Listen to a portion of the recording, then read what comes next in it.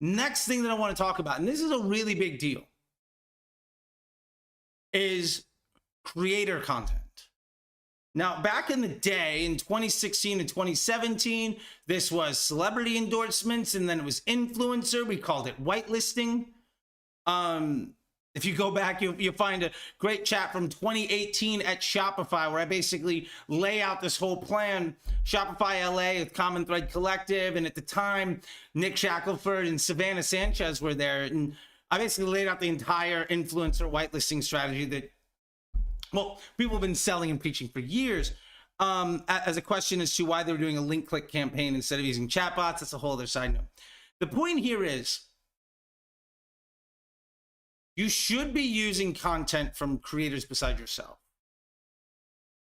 People that make content unlike you. Now, remember, we talked about diversity in creative is very important. But it's not just that, well, we have some images, so let's do some video.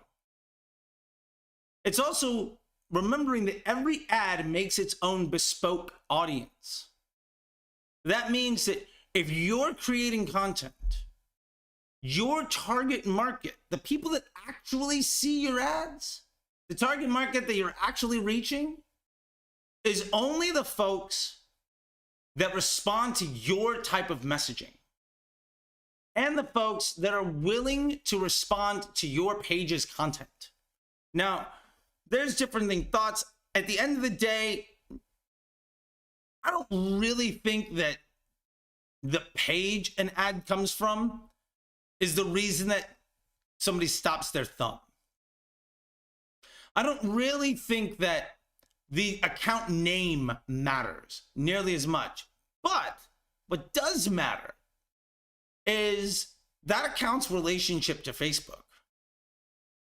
If an account is making highly engaging content, and Facebook knows who responds positively to that content, then that content made by that account is going to have a higher quality bespoke audience per piece of content.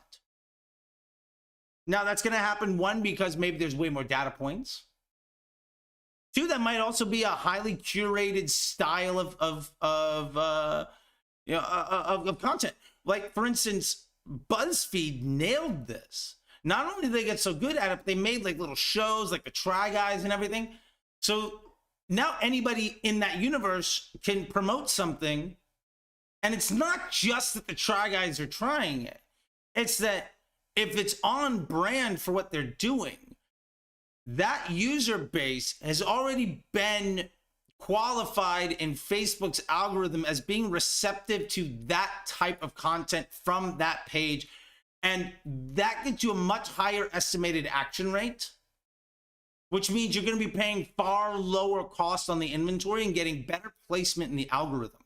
The big side of this that I don't see anybody ever talking about is, where do you actually show up on the feed? Is it 15 minutes into a doom scroll and hey, look, there's an impression?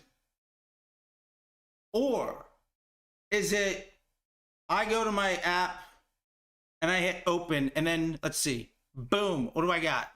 I got something, ad. What's that ad? Well, this one happens to be for Topo Chico. Somebody's Topo Chico. They got their meme game on point. Awesome. That's great. What that means is that Topo Chico ad, which is like the third or fourth piece of content, Topo Chico's almost overwhelmingly paying much lower for that inventory than the person that's 20 minutes into a doom scroll. Their CPMs are probably way less.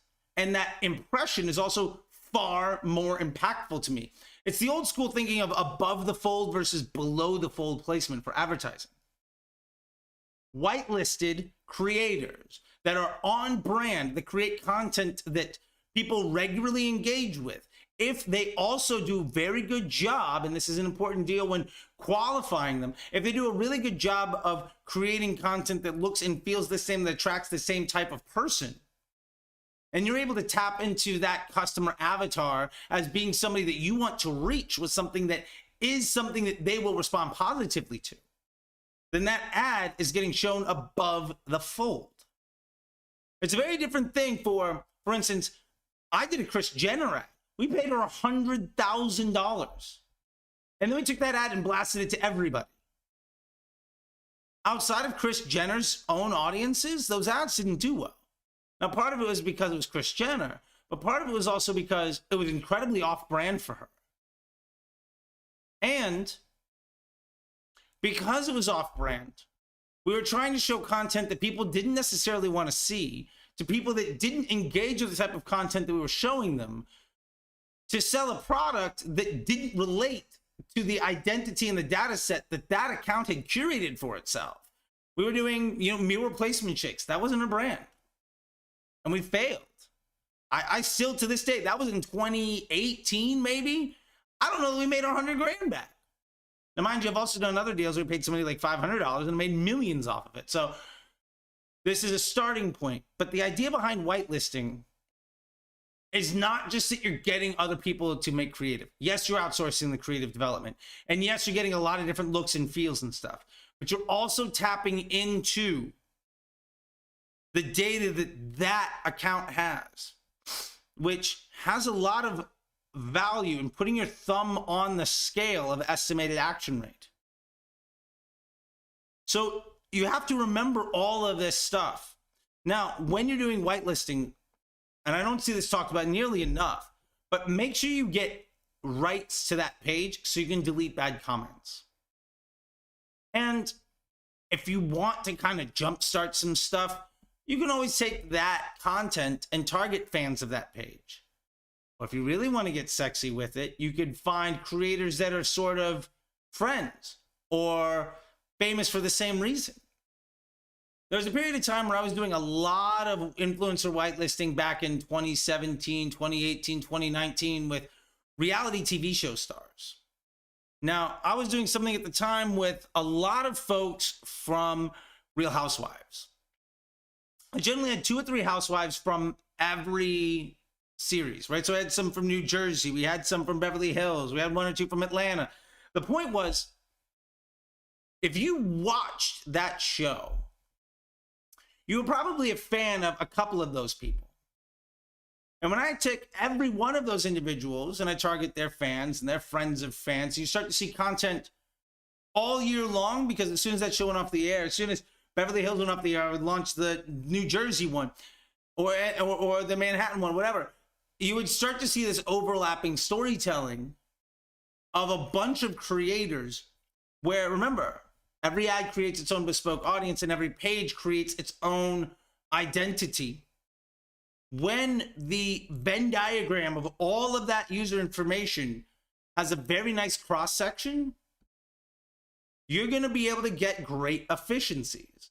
When the cross-section is maybe 50-50, but you're reaching a broad group of individuals, you might not get the same low CPA, but you might be able to spend twice as much or 10 times as much. So when you're getting into this stuff, it's not just pick creators to make fun content. Yes, you should do that. And if you're getting people to make content for you, go for it. But if you're going to go the route of whitelisting influencers and celebrities, which I highly recommend, if you can afford it, and celebrities aren't that expensive, especially if they're complimentary, you're going to get your money back if it's on brand. But you have to be able to protect the brand and then force multiply those efforts with each other. The last thing I'll say about that is that you have to remember, what type of customer are you ultimately building for yourself? We think of influencers as like, oh, they appeal to so-and-so, and oh, they've got this type of audience. What about you? Where is that cross-section complementary to you? And if you're going to reach out to new influencers, because you're using this idea of making creators and using their content, how are they complementary to what you're doing? And if they're not, if they're completely coincidental, if they're the exact same type of thing, maybe that's a great way of just outsourcing your own creative department. Or if they're completely off the wall and brand new, maybe that's a great way of grabbing new attention. And you'll probably be able to spend a lot, but you probably won't be able to see that thing come in at a massive efficiency gain over what you're currently doing. Which brings you to the point of trying to strategize efficiency versus scale. If you have any questions about this stuff, please don't forget to comment below. Sign up to the newsletter at newsletter.facebookdisruptor.com. If you really want to dive into it, mba.facebookdisruptor.com is everything that you're ever going to need to know.